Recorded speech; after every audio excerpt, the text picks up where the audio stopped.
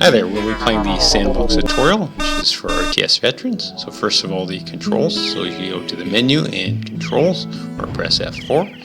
And the controls on the left there are action keys, just like a lot of RTSs. And we have some other stuff we're going to use, such as minimap and inventory and the quick select. So first thing is, that's the minimap, that's M, and we're going to left click is select unit. Now action key 1 is going to be vacuum. So we're going to pick up that biomass. We're also going to collect that treasure chest over there. So right click, once you have a unit selected, we'll move it. And we're going to vacuum that. And then button 2, well, first we'll look at inventory and we see what we took in. So that is the I button. And then button 2 is return to silo. You could also return just by right clicking on it. So first off, we're going to connect everything to the power grid. So we're going to click on the transmission tower and then right click on buildings. That will connect them to the grid. And now we are going to load the biomass generator with the biomass by clicking on the building and clicking on the first action key.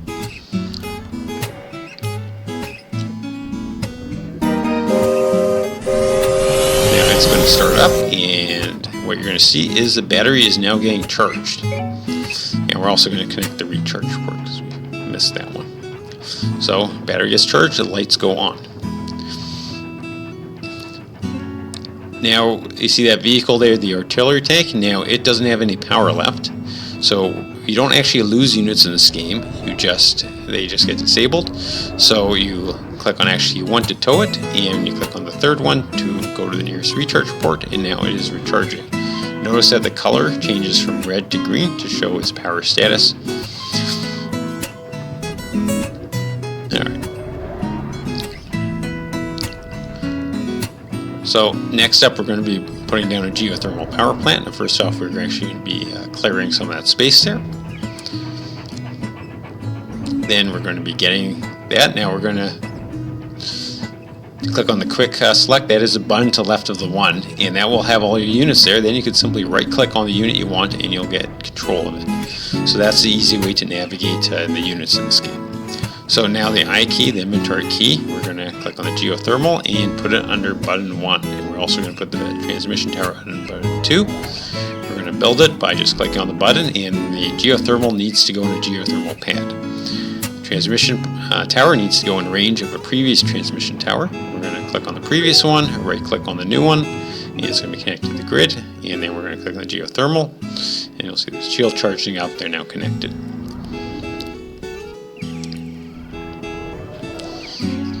So next up, we want to get the ethanol plant in, but there's some robots there first. Notice the battery is a bit low, so we're going to recharge it by pressing on action key 6. That will move it to the nearest recharge port. We're going to connect all our production buildings to the power grid, and we're going to be making a new vehicle. So you click on I in the building, and then you click on what you want to build.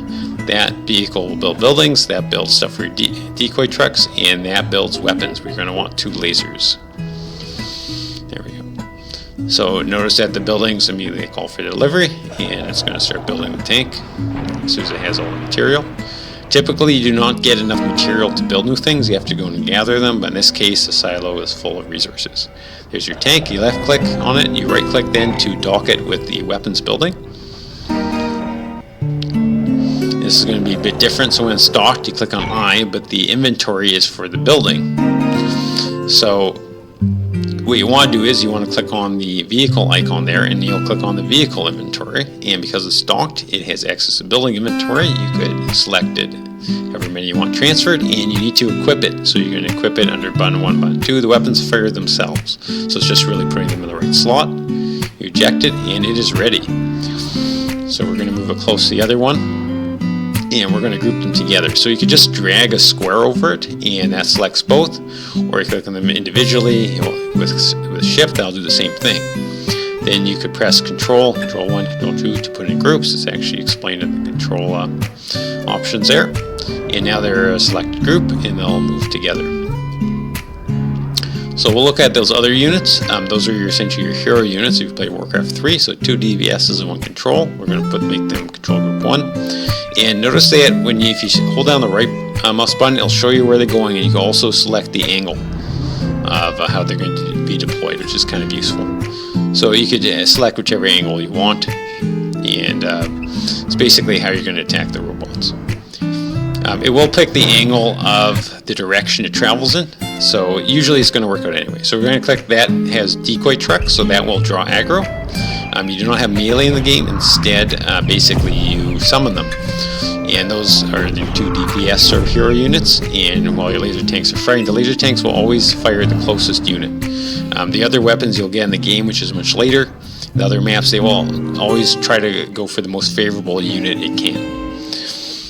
Versus you having to aim. So if you have like area effect, which you will get later in the second map, that will always fire the largest cluster, so you don't need to worry about that. So we'll put down the ethanol plant and connect it to the grid. Typically I'll give you 1 power plant for free. I usually won't give you 3. It turns out your silo does have corn and stuff like that, so it does have enough to fuel it right away, but you have to gather corn for the plant. That is the cornfield. It is renewable eventually. And before we're going to plunk down the other plant, notice that there are robots there. Notice that we have a tower there, and the tower is disabled. So we want to re-enable it. Now first off, we're going to connect it to the grid, and the ambulance is what re-enables buildings. It will shock them back to life with the action key 1. And now it's up and running, and now it could fire again. So you do not actually lose any buildings in the game. Instead, they get disabled when they run out of their shields, and basically your grid has to run out of power. That does happen. So we're going to plunk down the nuclear plant, and we're going to connect to the grid. And when we have the building selected, the first button basically calls for delivery. You can see the console there. It says we called for delivery. So those plants will start up soon.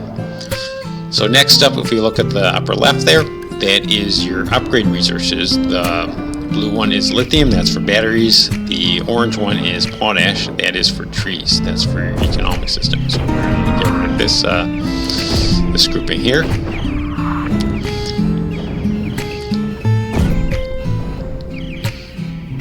And there is a base above this, and the base is sending helpers, and you'll see they're different colors. So the color of the robot's basically the color of the base. So we're going to have, first thing is we're going to put a turret down, and we're going to need to move the grid a bit closer.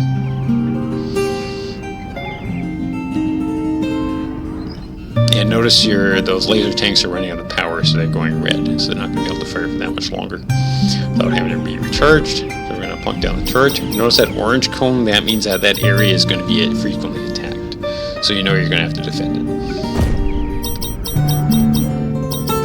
Yeah, they're out of power, they can't fire anymore, so I'm going to actually send them back to the recharge port to be recharged. So that's action key 6. It's actually the battery slot. That will automatically go to the nearest recharge port and to recharge. Okay, so to load lasers, basically it's like you're building a building onto the tower. So you just click on action key 3, which is a laser, click on the tower, and it'll place them on there. Alright, so then that's set up. We're going to build a drill plant. I nearly never give you this for free. Usually you have to build it, so you're going to need to harvest metal in order to get the resources to do it. But this is the tutorial. Alright, so we're going to connect it to the grid.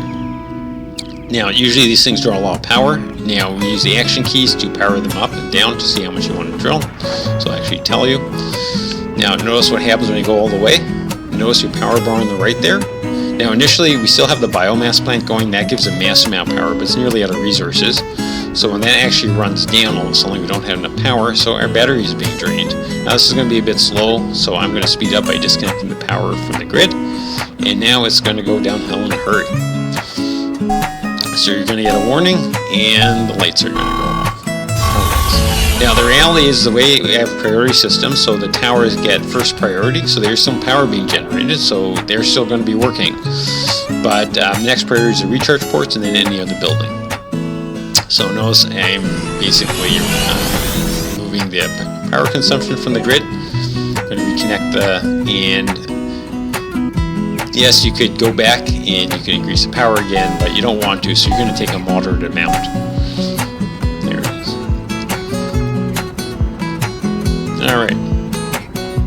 So notice that your power consumption for your upgrades is in competition of the power for your towers, or in competition for your power to build anything new, such as vehicles and buildings, and also competing to recharge. your vehicles. Alright, so this is the metal resource. So we have another harvester. We usually only give you one. So that's how you get metal. We're going to show you how you build trees. So first you need to get seeds. So you're going to have some trees with some seeds in them. So you don't know what you're getting until they're vacuumed. And after you look at inventory, it'll tell you what you got. And we're going to get that and we're going to send it back to the silo so we can use it. We're also going to build a tree depot, and that's how we build trees. Let's connect with the grid. So we have to wait for a bit of time for that to get to the silo. Everything tree related is in that green truck. That's our watering truck. Alright, that's back. We're going to build a cannonball artillery. And we're probably going to need more water. And water, if you can look at your power meter, actually uses a lot of energy. So to drive your economy, you need energy to get water. So again, your grid needs energy for defense, needs energy to build things, needs energy to recharge your vehicles, needs energy for your economy, needs energy for your upgrade system to get resources.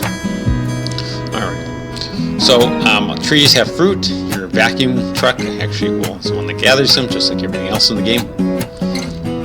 There it is, and the trees are now built, so you can actually go and grab them, just like you equip the lasers. You'll equip the trees, also the water. Usually your truck, the only thing I give you is some water for free, but in this case you have a whole bunch of resources. Just for demonstration purposes, you got an extra tree, you're going to plunk it down. Same thing, the action key, you must go on a tree pad, as you can see. Let's equip your artillery tree and your cannonball tree. And you need to water them. They have a little bit of water, but not that much. The other thing is you're given fertilizer for free, so the fertilizer will make the trees grow quicker. It'll also make the fruit more. So there you go, you can see the difference there. So let's talk about how trees get upgraded. Notice there's some books, and when you destroyed some robots that were under aggro from the decoy trucks, you got some books for that. So we can actually go ahead and put the books in the tree by clicking on Action Key 4. Notice that it's not that many books. So we're actually going to go to the Tree of Knowledge, and as it turns out, that has a lot of books. Now, you typically do not get these early in the map, but certainly not for free. Now you have plenty of books, and you can go ahead and you can put them on the tree. Notice the tree that was fertilized already has some fruit in them, in that case some cannonballs. And oh, look at that, the tree's ready for upgrade. It has a graduation hat. You have the upgrade resource. That's made in the tree depot. It takes a lot of potash, so you're going to have to mine for that. And it progressively takes more and more. So the next graduation takes two upgrades, the next one takes 3, and the last one takes 4. So it becomes more expensive in time. The tree gets bigger, it gives more fruit. For that one, it gives a percentage more, like 30%. For the other trees, it starts to give level 2 crystals, level 2 cannonballs. And when you're actually going to go, I'm going to show you later in the weapons that you can build upgraded weapons in that thing once you get the upgraded crystals.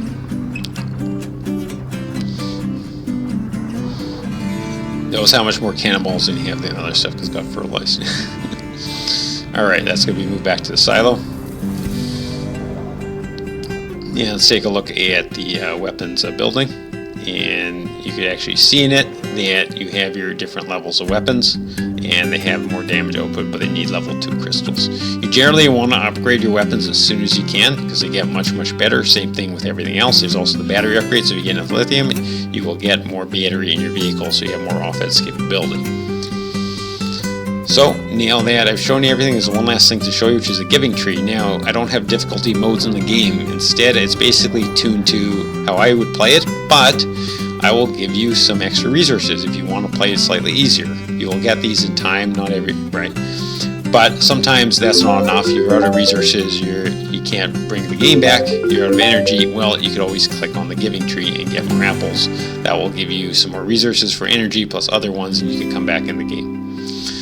So it's your choice what difficulty is you want. You can click on the tree as many times. You're not really intended to, but if you need to, you need to. Now we're going to move our tanks in position to finish the map by destroying the base. So this base happened to run out of oil. It's kind of set that way so it's not going to keep attacking you. Usually they will get more oil in the game. They're going to have some oil derricks attached to them. But in this case they're not. We're going to draw some aggro and go ahead and finish it.